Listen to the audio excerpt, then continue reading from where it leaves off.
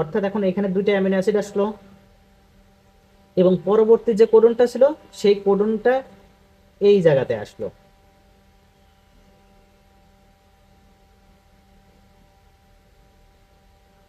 পরবর্তী কোডনটা এই জায়গাতে আসলো। এখন এই জায়গাতে যখন আসবে তখন সেখানে ওই কোডনের অ্যান্টিকোডন বিশিষ্ট আরেকটা টিআরএনএ এসে এই সাইডে অবস্থান করবে।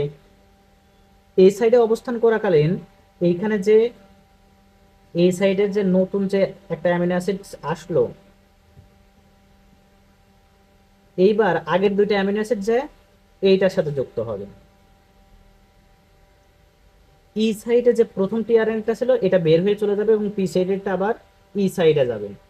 এইভাবে ধীরে ধীরে রাইবোসোমের দুইটা সাবইউনিট সহকারে সামনে আগাতে থাকবে, এক এক করে টিআরএনএ আসবে এবং তার অ্যামিনো অ্যাসিডটা এসে এইভাবে পরস্পর পেপটাইড বন্ধনে যুক্ত হতে থাকবে। এই রাইবোসোম আগাতে আগাতে